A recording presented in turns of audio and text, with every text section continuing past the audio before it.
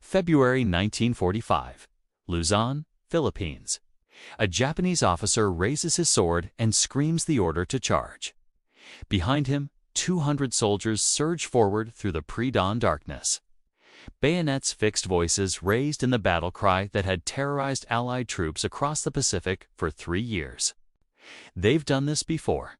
They've broken through Marine lines. They've killed machine gunners at point-blank range. They know how this ends. But this time, something is different. A mechanical roar erupts from the American lines. Not the crack of rifles, not the chatter of machine guns. Something far worse. For streams of tracer fire converge on the charging men, and in 90 seconds, the entire assault simply ceases to exist. The survivors who crawl back to Japanese lines that morning will speak of weapons that turn men into mist, of thunder that never stops, of a new kind of war where courage means nothing. Welcome back to History of World War II. Subscribe and hit the bell. The Philippines campaign of 1945 was supposed to be the final stepping stone to Japan itself. American forces had landed at Langong Gulf on January 9th, pushing inland against Japanese defenders who had been preparing for months. General Yamashita, the Tiger of Malaya, had positioned his forces in the mountains and jungles of central Luzon, ready to make the Americans pay for every yard of ground in blood. The terrain was a defender's paradise. Dense jungle canopy blocked aerial observation. Steep ridges channeled advancing troops into predictable killing zones. Cave systems carved from volcanic rock provided shelter from artillery and airstrikes that would have obliterated positions anywhere else. But the terrain wasn't what kept Marines awake at night. The Japanese had a tactic that had worked across the Pacific since the earliest island campaigns: Banzai charges. Massed infantry assaults launched in darkness, designed to overwhelm defensive positions before superior American firepower could be brought to bear. Hundreds of soldiers charging simultaneously, bayonets fixed, accepting death in exchange for the chance to close with the enemy. The mathematics were brutal but effective. A machine gunner could only engage targets so fast. Rifles took time to reload. In the chaos of a night assault, discipline broke down. And when Japanese soldiers reached American lines, the fighting became hand-to-hand, where numbers and willingness to die mattered more than technology. In the first week of February 1945, the 2nd Battalion faced 17 separate night attacks. And they were losing. On February 5th, a charge overran Fox Company's perimeter. 6 Marines died before the attackers were driven back. On the 6th, another assault penetrated Easy Company's lines, killing for more. On the 7th, 3 coordinated attacks struck simultaneously, leaving 14 dead, including 2 machine gunners cut down at ranges where they could see the faces of the men killing them. The battalion commander watched his unit being bled dry. His men were exhausted. His defensive positions were being probed every night. Standard weapons weren't stopping the attacks. He needed something different. He found it in a vehicle that had never been designed for what he was about to use it for. A weapon that would change everything. The M16 multiple-gun motor Carriage arrived at the forward position on February 8th, delivered by a supply convoy that had fought through 2 ambushes to reach the battalion's lines. The vehicle was dusty and scarred by shrapnel, but intact. Sergeant Joe Mason had trained on the M16 back at Camp Pendleton. He knew what it was supposed to do. The vehicle mounted for M2 Browning 50 caliber machine guns in a powered turret called the Maxon mount. Combined, rate of fire approached 2,000 rounds per minute. Effective range exceeded 1,000 yards against aircraft. That was the key word. Aircraft. The M16 had been designed as an anti-aircraft weapon. Those 4 synchronized guns were meant to fill the sky with lead, creating a wall of fire that enemy planes couldn't fly through. The technical manual contained detailed charts for calculating lead times against bombers at various altitudes. Engagement procedures for attacking aircraft at different angles and speeds. Nothing in the manual mentioned infantry. What happens when you aim an anti-aircraft gun at charging soldiers? Mason was about to find out. His crew spent the evening learning the weapons controls. Corporal Frank Thomas practiced turret rotation, discovering that the electric motors could spin the guns across the entire horizon in seconds. The Traverse was designed for tracking fast-moving aircraft. Against men on the ground, it would be devastatingly fast. They loaded armor-piercing incendiary rounds. Each .50 caliber bullet weighed nearly 2 ounces, traveled at 2,800 feet per second, and carried enough energy to punch through engine blocks. The rounds had been designed to destroy aircraft. What they would do to human bodies was something nobody wanted to think about too carefully. That night, Mason positioned his M16 facing a clearing where Japanese attacks had originated 3 times in the past week. Intelligence reported enemy forces massing in the jungle beyond. Another assault was coming. The only question was whether the Quad-50 could stop it. Think about what Mason was facing. He had a weapon never tested against ground targets, a crew that had never fired in combat, and somewhere in the darkness, hundreds of Japanese soldiers were preparing to charge his position. If the weapon worked, he might save his battalion. If it didn't, he would die along with everyone around him. The Japanese artillery started at 0545 on February 9th. Mason counted the incoming rounds by their whistle. 6 shells from mountain guns hidden in the ridges above. The explosions burst in the trees behind the American lines, sending shrapnel singing through the air and filling the jungle with smoke. He knew what the barrage meant. Japanese doctrine called for brief artillery preparation immediately before an infantry assault. The shells weren't meant to destroy positions. They were meant to keep defenders under cover during the critical seconds when attacking soldiers crossed open ground. Mason climbed into the turret of his M16. Thomas powered up the Traverse motors. 4 barrels pointed into the pre-dawn darkness toward a tree line 300 yards away. At 0552, they came. The first Japanese soldiers appeared at the jungle's edge, like shadows taking solid form, a skirmish line stretching 200 yards. 40 men visible, more behind them. They moved with the discipline of veterans who had done this before and survived. None of them would survive the next 2 minutes. Lieutenant Haruto Yamamoto led from the center, his officer's sword raised above his head. His men responded with the traditional battle cry that had preceded Japanese charges since the war's beginning, a sound that combined fury and commitment and acceptance of death. They advanced at a steady trot across the open ground. 150 yards. 100 yards. 75 Mason's radio crackled. 40 enemy advancing. Wait. More movement. 60 enemy. Possibly more. The Japanese reached the halfway point, close enough for Mason to see individual faces in the growing light, close enough to recognize the determination in their eyes. He gave the order to fire. Thomas pressed both triggers simultaneously. The sound was unlike anything Mason had experienced in 2 years of combat. Not the sharp crack of rifles. The rhythmic chatter of machine guns. A continuous roar that seemed to tear the air apart. For streams of tracer fire converged on the Japanese line at a combined rate of nearly 2,000 rounds per minute. What happened next would haunt every man who witnessed it. 50 caliber rounds designed to destroy aircraft engines struck human bodies with energy that exceeded anything flesh could absorb. The massive bullets didn't wound. They obliterated. Men didn't fall. They came apart. Soldiers who had been charging forward 1 second simply ceased to exist the next. Lieutenant Yamamoto lasted perhaps 10 seconds. A burst caught him center mass, and his body was hurled backward into the jungle. His sword spun through the air, blade catching the muzzle flashes before disappearing into the darkness. The soldiers behind him tried to run. Some dove for the ground. Hers turned back toward the tree line. But the Quad-50s Traverse was faster than fleeing men. Thomas swept the barrels across the killing ground with mechanical precision, and the guns found everyone. 90 seconds, 7,000 rounds, and then silence. The quiet that followed was more disturbing than the gunfire. Mason's ears rang with a high-pitched whine that would persist for days. The smell of burnt powder mixed with something worse, something metallic and organic that he didn't want to identify.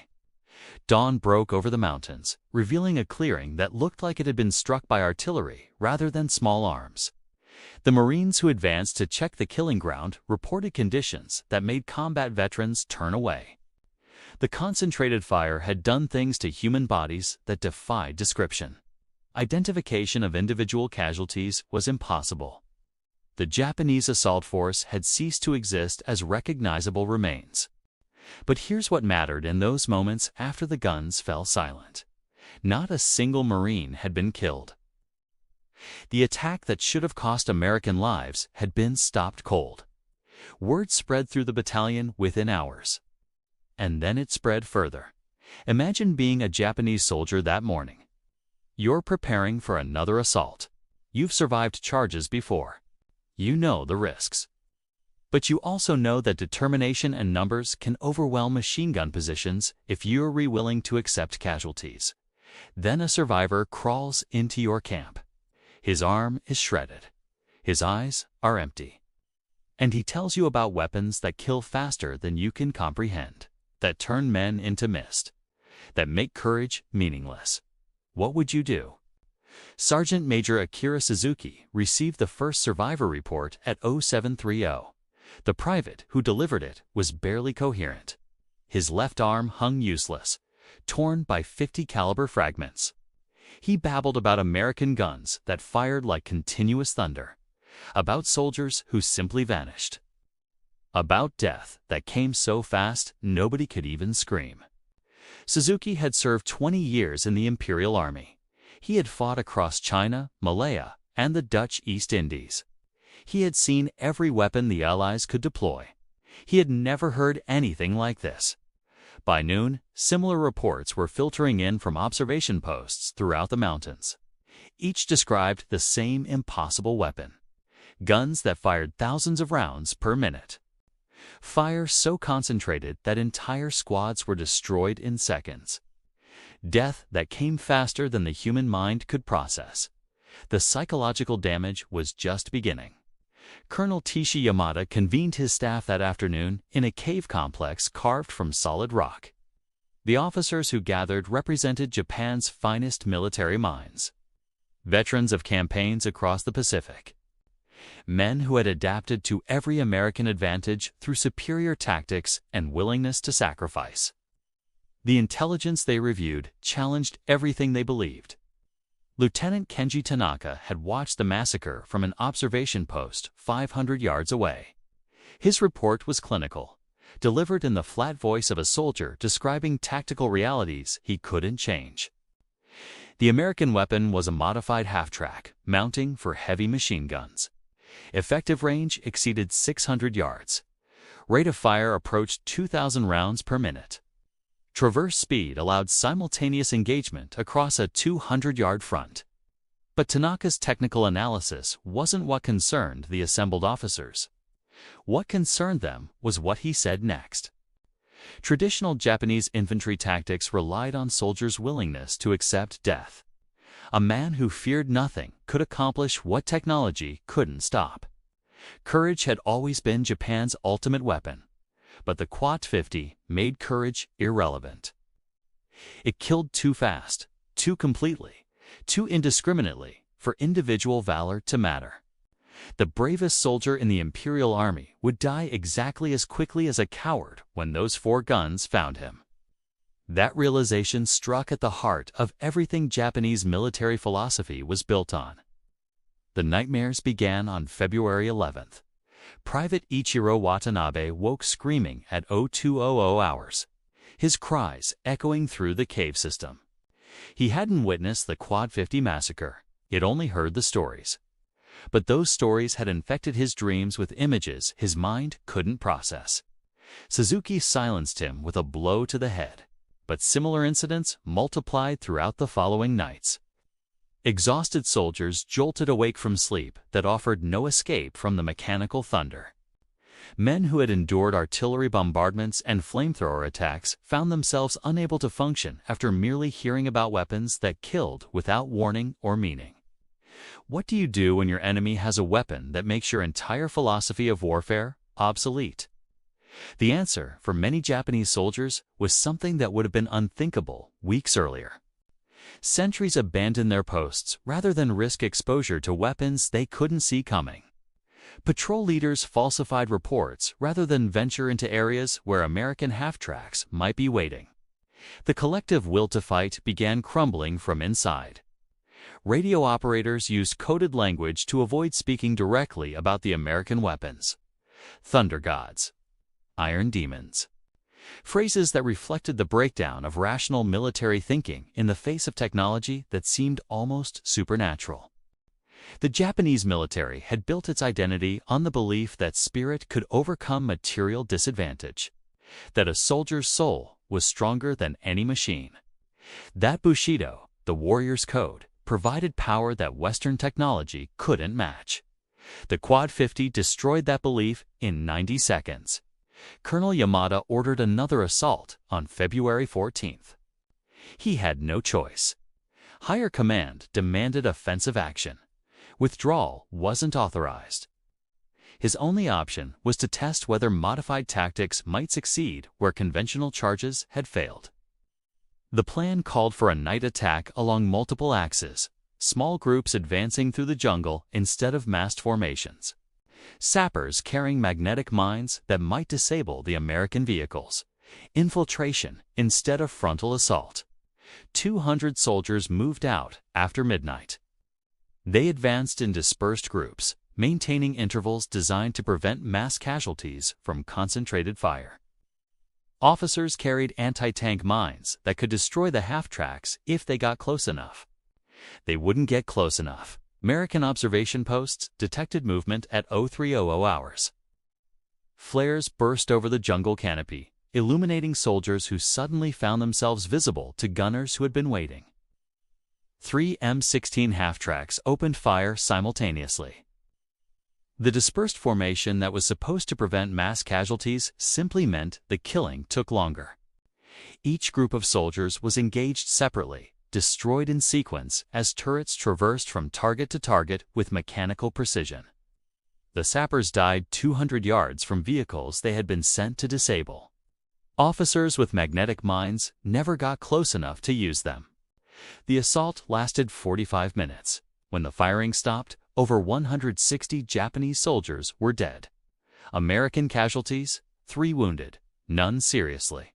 The first organized Japanese surrender occurred on February 16, 37.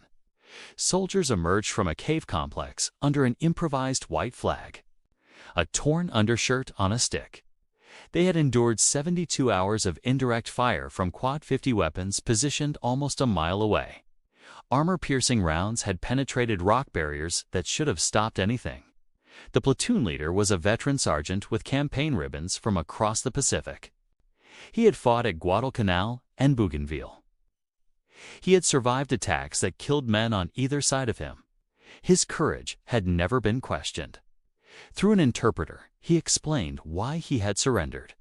Resistance had become suicide without purpose. His men were willing to die. But not for nothing, not when death came so fast it couldn't even be acknowledged. Not when sacrifice accomplished nothing except adding bodies to a count that no longer mattered. Similar surrenders multiplied throughout the following week. Small groups appeared at marine lines with white flags. Officers who had sworn to fight to the death led their commands into captivity. Soldiers who would have died rather than surrender weeks earlier now walked willingly toward American positions. Intelligence officers conducting interrogations discovered something unprecedented. These weren't soldiers defeated in conventional combat. Their positions hadn't been overrun. Their units hadn't been destroyed in battle. They had been psychologically broken by weapons that challenged their fundamental understanding of what warfare meant. When courage becomes meaningless, what remains? Hill 212 represented the last organized Japanese resistance in the sector. The cave complex had taken weeks to construct.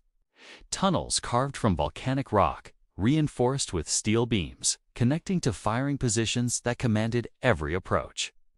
Colonel Yamada held approximately 300 soldiers inside. Supply tunnels reached rear areas. Ammunition stores could sustain weeks of fighting. Against conventional weapons, the fortress might have held for months. But the Americans weren't bringing conventional weapons. The assault began on February 18th at 0630 with artillery bombardment that accomplished nothing against targets protected by solid rock. Japanese defenders waited in tunnels designed to survive exactly such attacks. Then the M16 half-track started climbing the slope. 3 vehicles moved in single file along a trail that engineers had blasted from the hillside. Their tracks ground against loose rock as they climbed toward positions that allowed direct fire into cave entrances. Japanese mortar rounds fell around them without effect. At 0722, the guns opened up. What followed was systematic destruction on a scale that Japanese defenders couldn't comprehend. For streams of 50 caliber rounds poured into the main cave entrance at nearly 2,000 rounds per minute per vehicle. Armor-piercing bullets designed to destroy aircraft engines chewed through rock barriers. Incendiary rounds ignited ammunition inside the tunnels, creating fires that spread through the underground network. The concentrated fire was so intense that the rock face began to disintegrate. Stone that had taken geological ages to form crumbled under sustained impacts. Landslides sealed some tunnel entrances while exposing others. Inside the caves, Japanese soldiers experienced what survivors later described as hell itself. The acoustic effects of sustained fire amplified through the tunnels, creating sound levels that damaged hearing and induced panic. Smoke filled confined spaces. Communications failed. Men stumbled through darkness that had become a death trap. One final attempt remained, and it would cost the last of the Yamamoto family. Second Lieutenant Taro Yamamoto led the final counterattack at 0845. His brother Haruto had died in the first Quad-50 engagement 9 days earlier. Taro carried a letter from their father in Kyoto, written before news of Haruto's death had reached Japan. The letter spoke of family honor and sacred duty. Taro had read those words to officers who had witnessed what duty meant against weapons that made honor irrelevant. Now he would attempt what his brother had failed to do. He emerged from a concealed tunnel with 30 soldiers, advancing toward Mason's half-track with magnetic mines that might disable the vehicle if placed against its tracks. The assault achieved surprise, reaching within 50 yards before Marine infantry opened fire. The firefight lasted less than 3 minutes. Taro died attempting to place a mine on the M16's track assembly. His body fell within arm's reach of the vehicle that had killed his brother's unit. The soldiers who followed him died in the same mud. At 10:30 hours, a white flag appeared at the main cave entrance. Colonel Yamada emerged, leading 43 survivors. His uniform was torn and blackened. His eyes held the emptiness of a man who had witnessed the destruction of everything he believed. The officers behind him stumbled, deafened by acoustic trauma, broken by experiences no training could have prepared them for. The formal surrender followed military protocol, but everyone present understood what had really happened. The silence that settled over the Luzon mountains after February 20th was absolute. Japanese resistance collapsed across the entire sector within hours. Units that had been ordered to hold until death began withdrawing without authorization. Soldiers who had sworn to die for the emperor walked into American captivity rather than face weapons that had proven capable of destroying any position. Sergeant Joe Mason sat on the hull of his M16, cleaning barrels that had fired over 30,000 rounds in 12 days. Each barrel was worn smooth, testament to the volume of fire that had ended Japanese resistance in this sector. His hands were steady, but something had changed behind his eyes. He had operated a weapon that killed with efficiency beyond anything infantry combat had ever seen. Over 1,500 enemy dead against fewer than 30 American casualties. Numbers that redefined what was possible. Corporal Frank Thomas developed a tremor in his right hand that would never fully disappear. His hearing loss was permanent. Other symptoms, the ones that couldn't be measured or diagnosed, would stay with him for decades. The Quad-50 had won. But victory extracted costs from both sides that wouldn't be fully understood for years. The Japanese soldiers who surrendered provided insights that changed how American commanders understood what they had accomplished. These men hadn't been defeated in conventional military terms. They had been psychologically destroyed by weapons that challenged fundamental beliefs about warfare and honor. Intelligence reports noted that enemy commanders across Luzon were altering tactics to avoid Quad-50 positions. Units were withdrawing from fortifications they had held for months rather than risk encounters with weapons that turned defensive positions into death traps. The psychological impact had achieved strategic effects that exceeded the weapon's tactical value. What does this story teach us? For thousands of years, combat had been decided by factors that were fundamentally human: courage, training, leadership. Will the soldier who refused to break could sometimes overcome disadvantages in numbers or equipment through determination alone. The Quad-50 ended that calculation. Not by defeating courage, by making it irrelevant. A brave man died exactly as fast as a coward when those four synchronized guns found him. Individual virtue ceased to matter when individual soldiers ceased to be recognizable as human remains. The Japanese military had built its identity on belief that spirit could overcome material disadvantage. That Bushido provided power technology couldn't match. That willingness to die was the ultimate weapon. 90 seconds of continuous fire destroyed beliefs that had sustained Japanese military culture for generations. Perhaps there's a lesson in that, about the relationship between technology and values, about what happens when machines become capable of killing faster than humans can process, about the costs of victory when victory comes, through methods that challenge everything both sides believed about honorable warfare. Or perhaps the lesson is simpler. War is ultimately about killing. The Quad-50 killed with efficiency that stripped away every abstraction and left only mathematics. 7,000 rounds, 90 seconds, 200 men. The Marines who operated these weapons won their battles. The Japanese who faced them died or surrendered. And warfare took another step toward the mechanized future that would define conflicts for generations to come. But the Quad-50 was the only weapon that changed warfare in 1945. Another American invention was about to reshape combat in ways that made even the Quad-50 look primitive.